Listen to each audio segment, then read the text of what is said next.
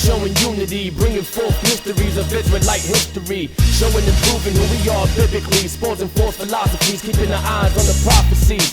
Maccabees TV, showing unity, bringing forth mysteries of Israelite history, showing and proving who we are biblically, exposing false philosophies, keeping our eyes on the prophecies. Children of Israel, standing firm, we go hard, proving all things through the spirit of the Most High. Israelites bringing light to the truth in the midst of lies, being examples to the youth, so we utilize anything we get our hands on to open your eyes. Of course we get our read on. You can get edified on history, the Israelite mystery, discovered through scriptures for many centuries. The proof is evident through the archaeology, old books and testimonies of our ancient family trees. Can't do nothing against the truth, but only for it. The white man said we Africans, we fell for it. The white man said we Hispanics, the fact is we the real Jews and we the chosen on this planet. Our people need to wake up, stop the madness. This unification ain't embracing the real mission. Maccabees TV, showing unity, bringing forth mysteries of Israelite history, showing and proving who we are biblically, exposing false philosophies, keeping our eyes on the prophecies.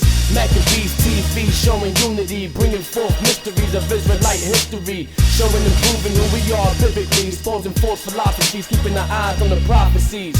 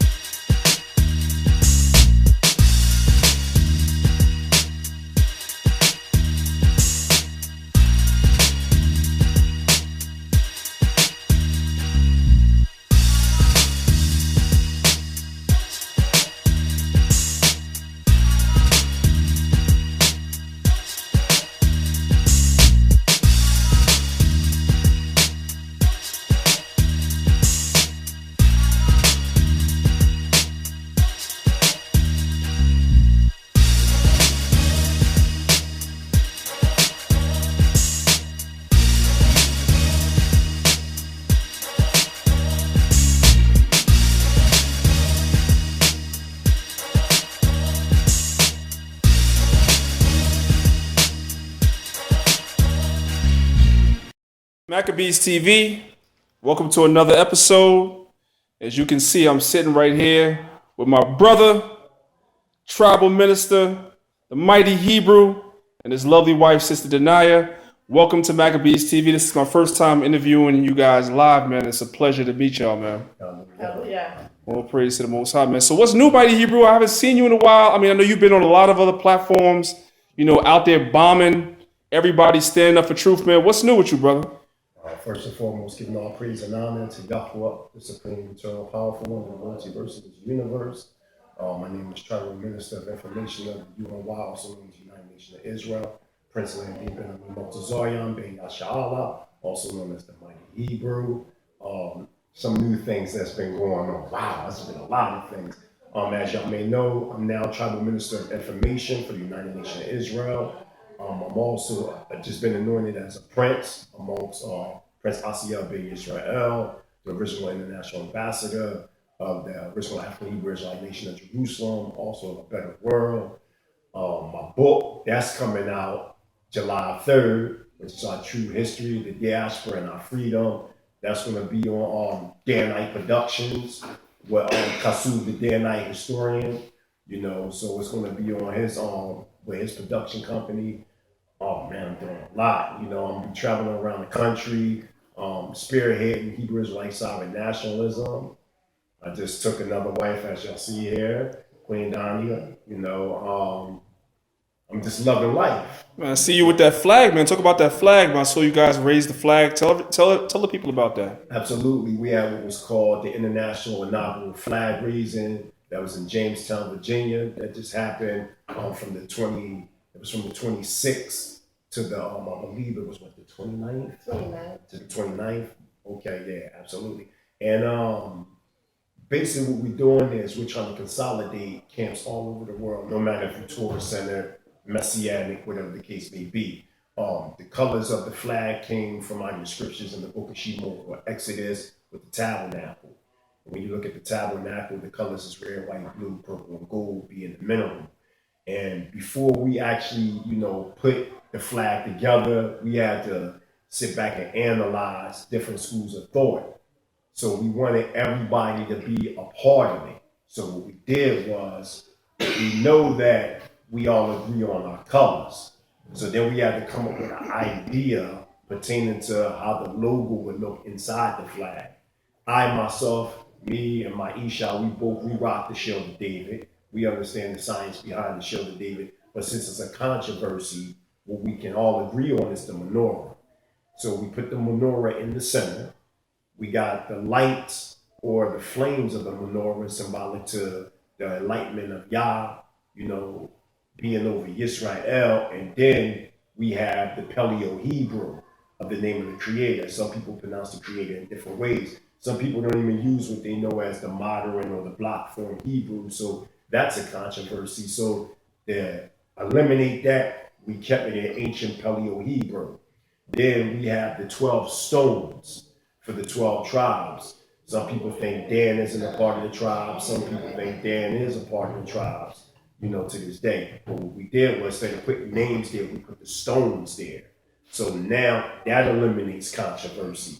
So now when you look at the flag, not only is this a national flag for Israel, over here in the States, but it's also international. And when we actually rose up the flag was being raised at the same time in London, England, the Philippines, Ethiopia, Israel, South America, the Caribbean islands, Japan, all over the world at the same time that we did in Jamestown, Virginia.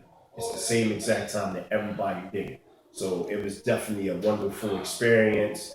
A nice show came, down Jamestown, Virginia. And we got some more things that's going to be coming up that's going to be very imperative for Israel as a nation to be involved. I know you're a very busy man, man. I see you everywhere, man. Keeping that brotherhood with different camps and everything, which is important. The unity is important, pursuant to the book of Psalms, the 133rd chapter. But we know that we just passed through one of the highest holy days on our calendar, if not the highest holy day, which is the Passover. Okay. Different Israelite congregations around the world, we observe the Passover, which is a celebration of our deliverance from Egypt. Now, as you know, there's a controversy concerning whether the Passover took place. Is it a historical event? Is it mythological? If somebody were to come to you and be like, there's no proof of the Exodus, or it's a mythological event, how would you go about answering that question? Well, that's a good question, Kohen. And for people that don't know what Kohen means, that means priest. So that's definitely a good question. First and foremost, again, you hear this all the time. I remember this was brought forth in 2009 when I was at the House of Consciousness. And I, told the people that the problem is this. They're looking in the wrong dynastic period. When you look at any of Dr. Ben's books, such as, Black Man and Now and His Family, We the Black Jews, Africa Mother, Western Civilization, he took the stands of 1291 BCE during the times of Ramses, because when you look in the book of Exodus chapter 1, verse 11, it says that we built Pithon and Ramses.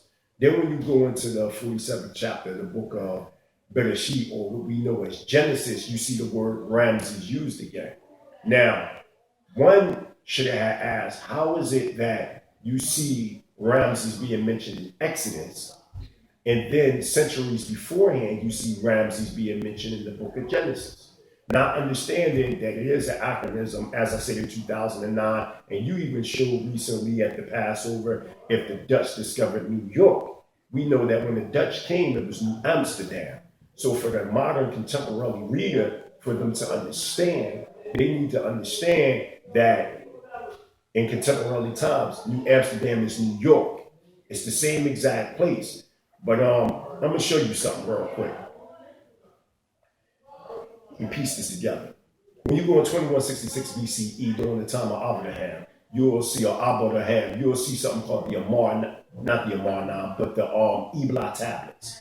And in the Ebla tablets, it clearly mentions Abraham, known as Abram, and his name was changed to Abramu. And he was a king, or this is how it breaks it down, the Ebla tablets, that he was a king in northern Syria. You go outside of that, you go to the book of Josephus. Josephus and different writers speak about Abraham ruling over the masses.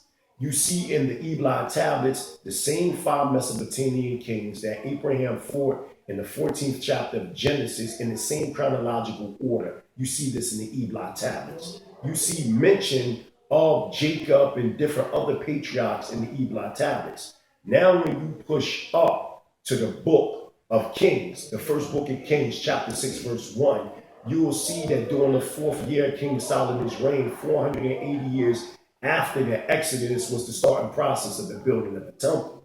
So we know in the first book of Kings, chapter 11, verse 42, it speaks about Solomon ruled for 40 years and he died. We know historically Solomon died 930 BCE. So if you're talking 930 BCE and you're talking about the 4th year of Solomon's reign when he built the temple in the first book of Kings, chapter 6, verse 1, we're talking 966 BCE or BC. Plus the 480 years after the Exodus will place us in 1446 BCE. Now, I remember young Pharaoh said when I was just on with Nasi Yashavel, we talked with the Titans, when he said, you saying 1446 BCE, well, wouldn't that have been the 18th dynasty? No, because the chronology is all 400 plus years. So now we're shifting back. So now we're talking about the 12th dynasty, the end of the 12th dynasty, 1446 BCE. So now we start to find all the archaeological, paleontological information that we need. We have bodies of Israelites in the prostration position towards Jerusalem. We have this. We have long-headed sheep that is only found in the Levant, but we find it in the Goshen region. And at this time, that region was known as Avaris. And anybody that knows the Hebrew language, we know that the V and the B is interchangeable. The ancient Hebrew word for Hebrew is Ibar, which means ancient. The ish at the end of Ibaris or Ibaris means man. So when you talk about the land of Ibaris, you're talking about the Hebrew man that dwelt in that region. So Ibaris is actually defining Hebrews that lived in that region. Also, as we start to push forward, now you will get into the Amarna tablets or records. Now we can understand why the Amarna tablets were found in Akhenaten's or Akhenaten's tomb. Because Akhenaten or Akhenaten wasn't a contemporary of Moses. He was a contemporary of King David and King Solomon. So now when these Canaanites are speaking about the wars that they're having with mentioning by name David, Saul, calling Saul the lion-hearted, and different things that we see in the Amarna tablets, we clearly see that they're writing to Akhenaten or Akhenaten about the spreading of the Hebrew or the Hebrews conquering the land of Canaan. Now we get a clear understanding now why Solomon married the Pharaoh's daughter, the Egyptian princess. That was Akhenaten's daughter, the triple alliance that Solomon made with Hyman, king of Tyre, as well as the Hebrews and now or the Israelites, and now they have a triple alliance. They're navigating navy fleets. We see now you have what is called the Los Lones inscriptions we found in Los Lones, New Mexico, 1000 BCE. So now you got the Davenport stelas, you got stelas in Long Island, New York, with these same 3 languages: Canaanite, Hebrew, and Egyptian. You have these 3 triple alliance languages showing that the stories that we're reading inside the Tanakh is accurate. The problem is where they're looking at. That's been the problem, because they see Ramses, so they assume that that's the king, and now they can say, well, we have Ramses in the museum, so it can't be Ramses 1, 2, or 3, but they don't have Amenemhat the 4th. That's the body that they don't have. So it's very easy to prove that there was an Exodus. And not only that, we can go outside. It's not always about, archaeology. It's also about anthropology. And when you go outside the scripture, we can go to ancient nations that still exist today. Israelites that haven't even left the confines of Africa nor Asia, but they were spread from the land of Israel to different regions of Africa and Asia, and they still have these traditions that there was an Exodus. They're doing Passover. These things happen. And one more thing, and then you go to the next question. Let's look at classical writers, and I'm not going to take credit for this. This is something that Sir all, brought to my attention. If you look at the classical writers versus the contemporary writers, the classical writers never said that Moses was a myth. They never said that the Exodus didn't happen. As a matter of fact, they confirmed these things. That's what the War of Empionne was about when you look at the book of Josephus. And for people to say that Josephus is not a credible source, the only way we would know about Menethil or Manetho is through the book of Josephus. And Manetho is speaking, about who he calls the Hebrews being the Hyksos. Now, a lot of people don't know you got what you call the Hyksos and the Hyksos. They're two different people. The Hyksos are the shepherd kings, and then you have the Hyksos that are the shepherd captives. And one more thing I forgot to say.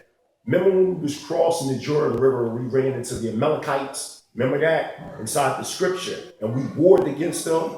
And then when you read inside the Egyptian records, it speaks about an unknowable people taking over the land without a battle. From my research, I'm saying that the Hyksos, who were the rulers of foreign lands or the shepherd kings at that time, were the Amalekites that came and they took over. And when you look at the first book of Kings, or maybe the second book of Kings, I think it's the first book, chapter 11, you will see that when there was a problem with an Edomite and Solomon, that these Edomites fled into Egypt. You also see that the Amalekites had Egyptian slaves in the books of Kings, as well as the end chapters of the book of Samuel, the second book of Samuel, thus proving through my synopsis that the actual Hyksos were the Amalekites. When the Israelites went across the Jordan and took over the land of Israel, or at that time called Canaan land, the Amalekites went in there and they created the Hyksos dynasty. That's a lot of meat to be chewed on. I know you can go on for days and days and days on that as well. But it's important, man. All right, so let's switch topics now. You mentioned before that the lovely lady sitting next to you is your new wife, your second wife. Now, polygyny is a very taboo subject in the Israelite community. It's very controversial. Sometimes I'll be on Facebook and somebody will make a post and then there'll be about 300 or 400 comments of Israel going back and forth, depending on what camp you're in. Generally your perspective is either yay or nay. So I want you to speak a little bit about polygyny, why you practice it and how it's relevant to the Israelite community in ancient times and why you practice it today in modern times. I'm glad that's being brought up again. First and foremost, giving praise and honor to Yahweh, the supreme intelligent power of the multiverse. Before I speak about the pros and cons of that, I just want to make a clear distinction, because I noticed on Facebook, YouTube, a lot of people call our way of life what we call divine marriage. They call it polygamy. So I want to there's a difference between polygyny and polygamy. Polygamy is when a man can take on more than one wife, or a wife can take on more than one husband. Polygyny is when a man strictly can take on more than one wife, but a wife can't take more than one husband. So in the Israelite community, we practice, if you want to call it, polygyny. I think polygyny is the best thing that can ever happen for Israel right now. Monogamy is not the solution at all. I mean, even if we look statistically, 75% of African Americans, from the ages of 25 to 38, they go into a divorce level within 5 years. So we know that monogamy is not the solution. If you look at the crime rate right now, we're talking about 2.3 million people locked up and they're incarcerated in prison. And we're talking about 74% of them are so-called African Americans. So now we're seeing a decrease within the African American populace. Within Philadelphia alone, we're talking about 14 so-called African American women for one man. If you look at the homosexual behaviors that's going on within the so-called African American community, we see that 84% of the so-called African American population alone in Atlanta, Georgia, is homosexuals. We're talking about the death rate, in our communities, people dying of, gunfire amongst each other, the police brutality, the drug use, the disease, the famine. And not to mention, even when you look at Isaiah, the 3rd chapter and the 4th chapter, it talks about the children of Israel first dealing with the men and how the Most High would cut the men down because of our disobedience of the law, statutes, and commandments. And then it gets into the sisters. And what's happening when we read about this dispensation that's going to take place, or we see this phenostication, what's going to happen is the men are going to be in such a deplorable state that the women are going to have to rise up, because it says 7 women shall take hold of 1 man. In the Hebrew culture, 7 is like completion. It's a symbol of Elohim or Elohim. So it could be a man that may have 2 wives, 3 wives, 4 wives, 20 wives, whatever the case may be. But the way that the circumstances is over in this wicked society, they purposely kept the men off and catered to the women, purposely to chop down the social structure of the Hebrew Israelite family.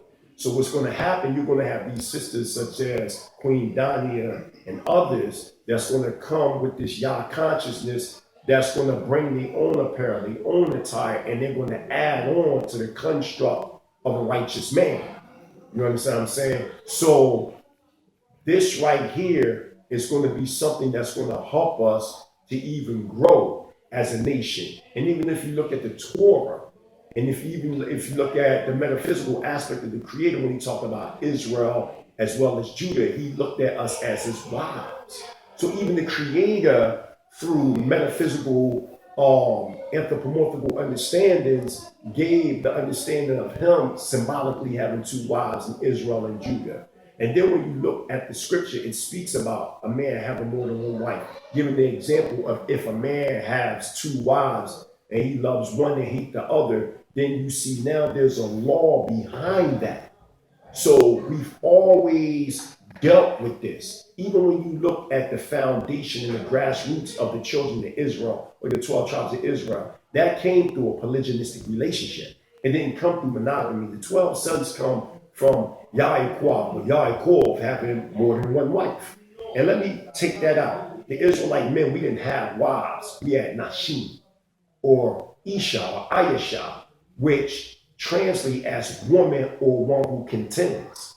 And the reason why it's translated as one who contends, because your woman is the one that support, or your women is the one to keep you on the path. She's going to contend against anything that is in opposition to the position of the law. This is why when you read in Bereshit or in Genesis, when you read in Bereshit or Bereshit in ancient Hebrew chapter 2, verse 24, which is Genesis, you'll see when it speaks about when a man leaves from his father and mother and get to his Isha, they shall become one flesh. But when you actually read it in the Ivrit or the Lashon HaKodesh, it speaks about coming in one unification. So it's not defining one man and one woman, but it's defining the application, how a man connects to a woman. And see, and this is the thing that we have a problem with as Eastern people with Western minds, even as Israelites. Sometimes, and I've seen this a lot, we cross over Western ideologies into Eastern thought. There is no monogamistic understandings anywhere in the Torah to Tanakh. And even if you really study the Greek Kodesh or the New Testament, you'll see you won't find that neither. Okay? It has to be understood based on the Hebrew thought of the people. That is the way that you understand one's culture. And with our culture, we were a concrete people. Right. We weren't an abstract people. Right. And this is the problem with modern Hebrew versus ancient Hebrew. Modern Hebrew, even when you look at a lot of the concordances like Strong's and things of that nature, it's more of an abstract perspective versus a concrete perspective. So we have to come back into our culture. And we know, dealing with the resurrection of the nation of Israel, no matter what camp you're in, this is going to be enforced on the people. There's no way to run from this, because the numbers of the men are getting low. And you see more and more sisters rising up to the banner of this culture. And we as men, we have to take responsibility for our actions, because we help cause this, because this is why the men are mentioned first inside Isaiah chapter 3. We cannot cop out as men and say, we're only going to deal with one wife, and that's that. And a lot of sisters have to understand it from the perspective of men have to make the initiative to take care of more than one woman, and they got to understand they need to want for their sisters what they want for themselves. Because if you look at it, let's say hypothetically, each Israelite man take one Israelite woman. What about all the Israelite women that's conscious that don't have men? What's going to happen? They're going to result to competing. They're going to start competing, and they're going to sleep with your man regardless. Or they're going to wind up turning to some type of deviant, perverted behavior, or they're going to go to another nation and absorb themselves in another nation. And the fault will be actually the men's fault. So as men, we have to take a stand and control the situation. Each man, it's different. I'm not saying every single man has to have more than one wife. That's not what I'm saying. But what I am saying that this is going to happen. It's going to happen. And if my queen wants to say anything, feel free. First and foremost, I'd like to give all honor and praise to the Most High Yehovah, Yahweh. Polygyny. Polygyny in a way, to understand polygyny, there have to be a strong sisterhood. And to help their ish or their husband to help in the house, the sisterhood have to come together and they have to build. So they have to come to some type of reasoning or some type of understanding. It's a maturity level. So the only way how I feel polygyny would work in a sense is sisters got to come together at the table. They got to communicate. They have to understand each other. And then set the foundation in the household. But other than that, polygyny is beautiful to me. So, Sister DaniYah, what would you say? DaniYah. Sister DaniYah, I apologize. It's fine. I always, okay, because I see the I. I'm thinking with Western thought. What would you say? A lot of sisters grew up in the West, and they have a Western mindset, even coming into Israel. A lot of sisters are struggling with that. My question A to you would be, at any point in your walk as an Israelite, did you struggle with that? And question B would be, if you did struggle with polygyny at first, how did you overcome it to accept it?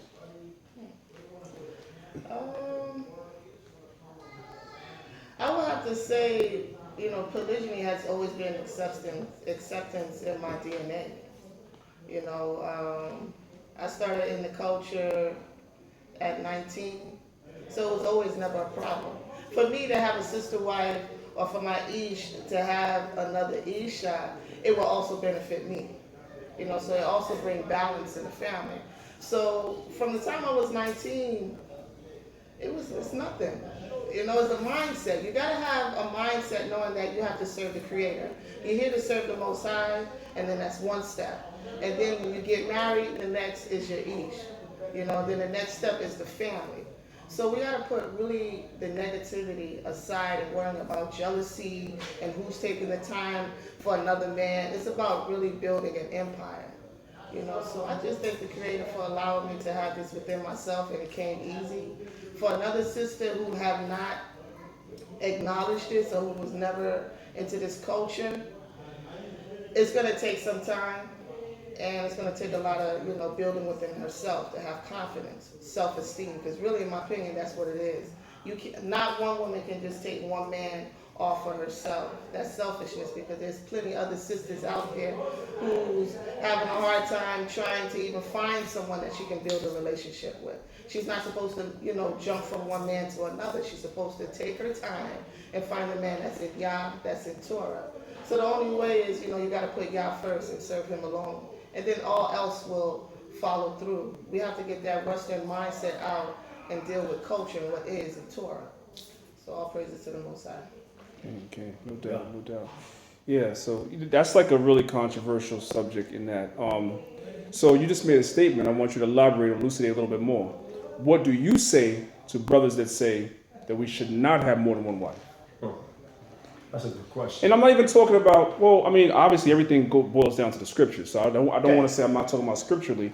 But you just have some men that just be like, we just shouldn't. In this day and time, we're living, basically what I hear is that, the money situation, the financial situation, the job situation, things of that nature that we shouldn't. This is not the time that the scripture says in that day.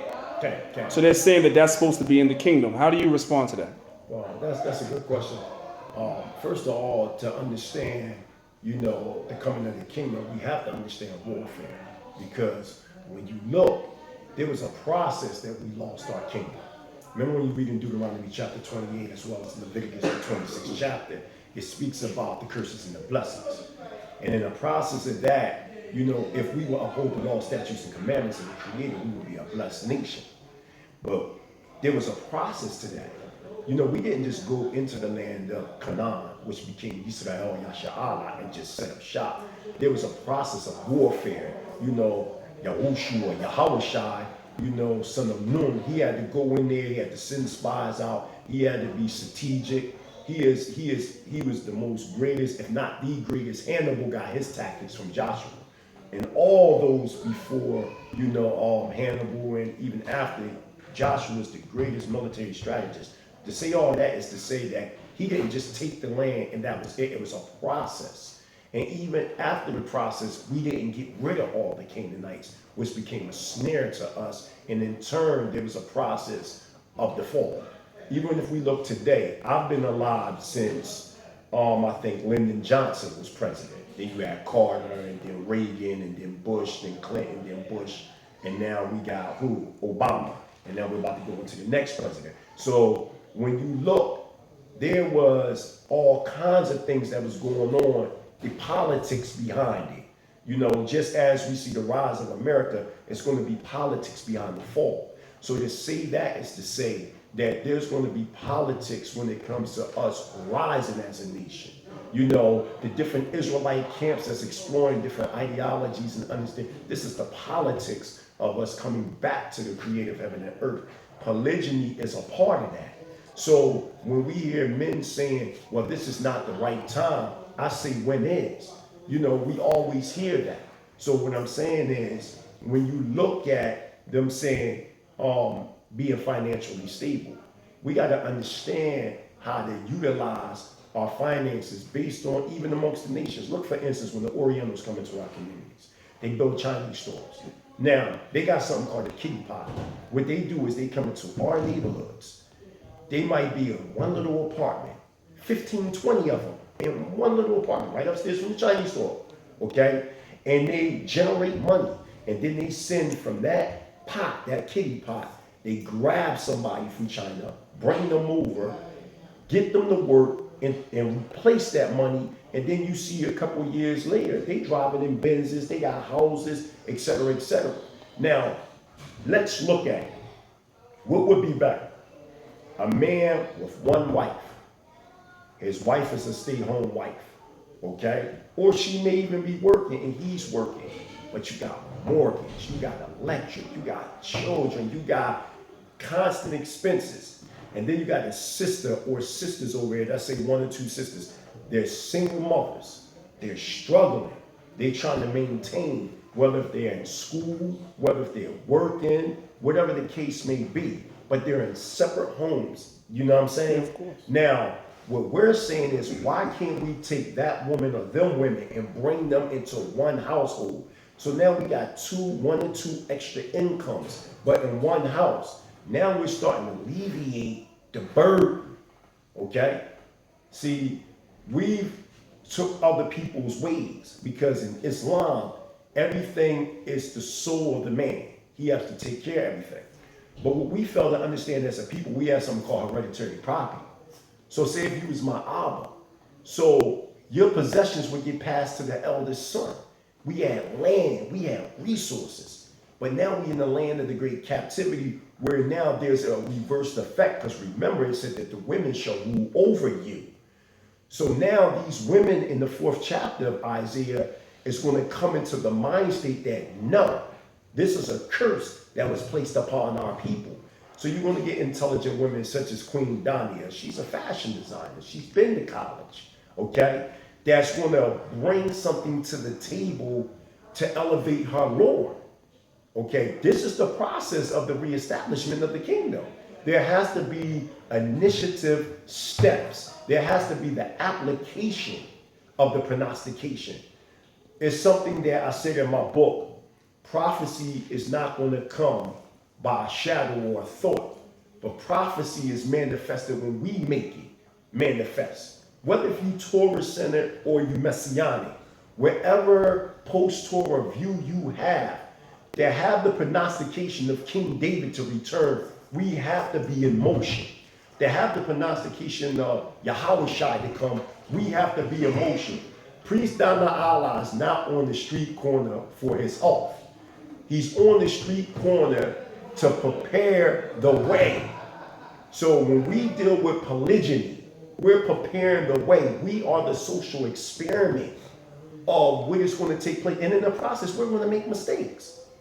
She's been in a previous polygynistic relationship. I've been in a previous polygynistic relationship in the past. I've made mistakes. We've all made mistakes because we have been so far gone from our culture that we make mistakes. But now we're adults and we're more attentive and in tune in this culture. Now we know the pros and cons and what needs to be dealt with and what needs to be executed. So what we need to deal with is, like she said, we need a strong sisterhood. Because the reality, if we want to admit it or not, the sisterhood is the backbone of the nation. And if the sisters is not cooperating, then there's no nationhood. Period.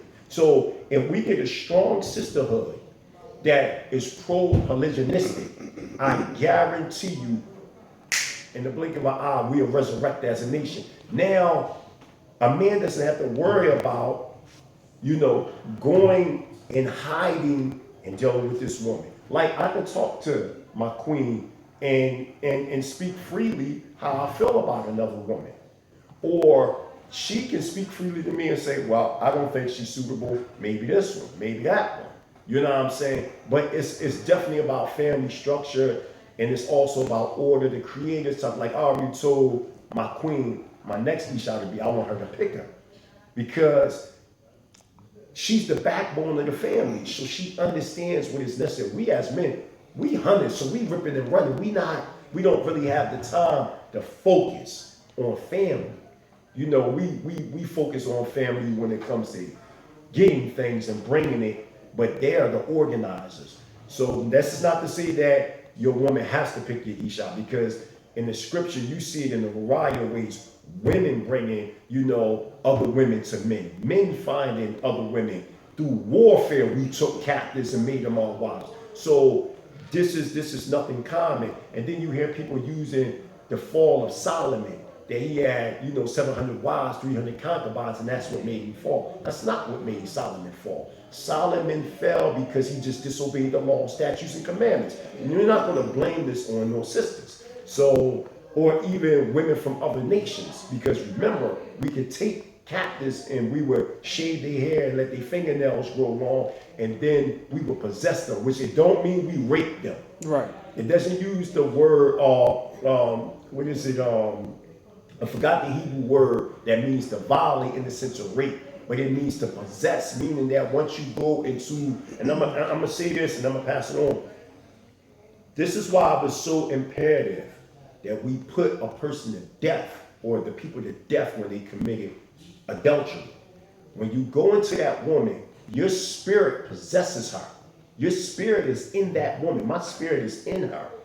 So if another man goes into her, not only did they commit adultery, but metaphysically or spiritually, he committed a spiritual form of homosexuality, because now he's invading my spirit in a sexual manner because it's in her. So this is why we had to rid the evil from out of the land. So again, it's going to be in measure. We're going to make mistakes. 5 years ago, whatever you believed in 5 years later or on a certain subject, you either exit that belief or you advance and enhance that belief. So the point is, this is going to come in measure. Nothing's going to crack the sky like that. Not saying that the sky can't crack, but not in the way, and then poof, we just know this culture. It's going to be a process that we come into this culture. So we pro-polygyny. I hate monogamy. And that's how it's going down, and that's what the mighty Hebrew is saying. So All praise, man. Listen, the battery camera is kind of running low. His phone is running low. I don't have much more space on here, but is there anything closing that you want to say as far as tell people where they can reach you? Can. As a matter of fact, you can Go to the Mighty Hebrews on Facebook, which is a group of Hebrew Israelite sovereign nationalists that run the Mighty Hebrews, or you can go to www.themightyhebrew.com. That just dropped the other day, what it be like 2-3 days. MightyHebrew.com is out, go there. But what I do want to say, I want to leave this, Yisrael, we gotta unite. And I want to, what's going on right now, I don't like it. I don't like it. I don't like, we gotta build a nation. I know that 2/3 is not going to be a part of this, but we don't want to be involved to, discourage people, because people look at us. They look at you, Kohen. They look at me. They look at Captain Tazariah. They look at Nasi Yashovel. They look at Queen DaniYah, Crown Shasiyafa. They look at Moriel. They look at us as leaders. So we have to really take a step back and look at the children. We have to stop this war. We're Yisrael.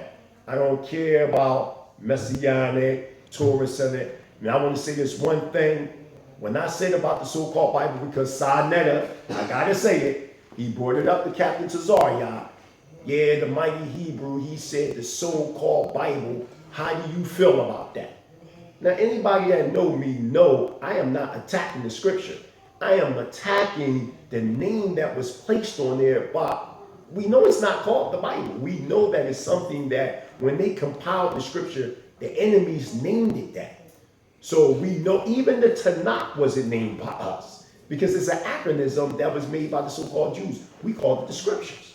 That's what we called it. It's nowhere, even in the New Testament, if you want to go there, it tells you, Yahweh Shah says, seek out the scripture. He didn't say seek out the Tanakh or seek out the Bible. So I want to make this clear. This is not an attack on anybody. I'm an Israelite. You know what I'm saying? Yes, I'm Torah Senate. I'm an Israelite. So to say all that is to say I have no beef with nobody.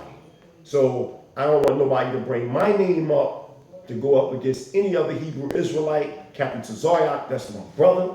You understand what I'm saying? He was in Philly. We showed each other a good time in Philly. That's my brother. ISUBK is my brothers. Lions of Israel is my brothers. AOC is my brothers. Bnei Adat, Shema Yisrael, Koha Sharik, Kingdom of Yah, Kingdom of Yahos. All Israel. We all one family, one nation. And Israel's on the rise. Kuma Yisrael, Kwam Yasha'al. All praise, man. Thank you for the interview. And definitely we're going to have you back on real soon, man, because I know you're going to be in New York a lot with your Isha. Okay. So we meet up and we do another one real soon if you be the Most High as well. Okay. All right. Shalom.